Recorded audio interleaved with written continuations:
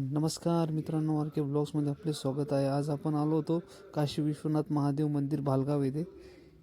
आतमध्ये असं आहे बघा, मी आणि माझे मामा आम्ही दोघं आलो होतो. मंदिराच्या आत आलं की खूप असं थंडगार वाटतं आणि समोरच गेलो, घंटा वाजवला. खूप मोठी पिंड आहे समोरच.